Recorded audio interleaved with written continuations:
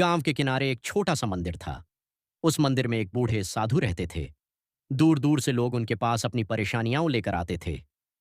एक दिन गांव का एक युवक जिसका नाम मोहन था, बहुत दुखी होकर साधु के पास पहुंचा। मोहन बोला, बाबा, मेरे घर में हमेशा बीमारी रहती है।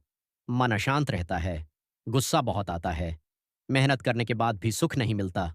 ऐसा क्यों? साधु मुस्कुराए और बोले, बेटा, इसका उत्तर तुम्हें एक छोटी सी कथा से मिलेगा। ध्यान से सुनो। बहुत समय पहले एक गांव में दो दोस्त रहते थे, राम और श्याम। दोनों साथ काम करते थे, साथ घूमते थे, लेकिन उनकी आदतें अलग थीं। राम सादा भोजन करता था, दाल रोटी दूध फल और सब्जियां। वहीं श्याम को मुर्गा और मछली खाने का बहुत शौक था। वह कहता था, जीवन मिला है, मजे से खाना चाहिए। धीरे धीरे समय बीतता गया। राम का स्वभाव शांत होता गया। उसके घर में प्रेम था, मन में धैर्य था और शरीर में ऊर्जा थी। लेकिन श्याम जल्दी गुस्सा करने लगा।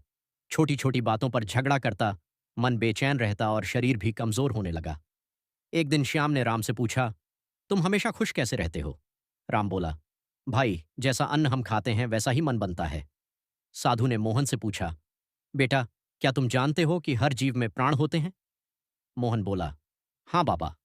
साधु बोले, जब किसी जीव को मारा जाता है तब उसके अंदर डर, पीड़ा और बेचैनी पैदा होती है।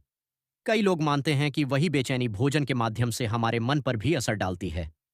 साधु ने आगे कहा, हमारे पुराने ऋषि मुनि सात्विक भोजन की बात करते थे।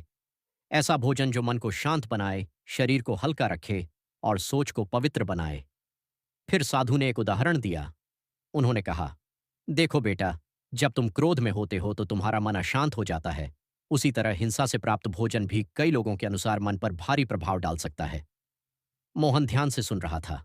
साधु बोले, इसका मतलब यह नहीं कि जो मांसाहार करते हैं वे बुरे लोग हैं। हर इंसान अपनी समझ और परिस्थिति के अनुसार जीवन जीता है। लेकिन जो व्यक्ति मन की शांति, दया और आध्यात्मिक जीवन चाहता है, वह अक्सर अहिंसा और सात्विक भोजन का मार्ग चुनता है। साधु ने मोहन को अपने साथ तालाब के किनारे चलने को कहा। वहां एक मछुआरा जाल डाल रहा था। कुछ ही देर में कई मछलियां जाल में फंस गईं। एक छोटी मछली पानी के लिए तड़प रही थी। मोहन उसे देखकर दुखी हो गया। साधु बोले, बेटा, जिस तरह हमें दर्द होता है उसी तरह इन जीवों को भी होता है। फिर वे मुर्गियों के बाद्धे के पास गए। वहां छोटी छोटी मुर्गियां और डर के कारण एक कोने में छिपी थीं। साधु ने कहा, दया केवल इंसानों के लिए नहीं होती, सच्ची दया हर जीव के लिए होती है। मोहन की आंखों में आंसू आ गए। उसने धीरे से पूछा, बाबा, क्या भोजन बदलने से जीवन बदल सकता है? साधु मुस्कुराए और बोले, भोजन केवल पेट नहीं भरता बेटा, वह विचार भी बनाता है। कुछ महीनों बाद मोहन फिर साधु के पास आया। इस बार उसके चेहरे पर शांति थी। उसने कहा, बाबा, मैंने धीरे धीरे सात्विक भोजन अपनाना शुरू किया। अब मन पहले से शांत रहता है।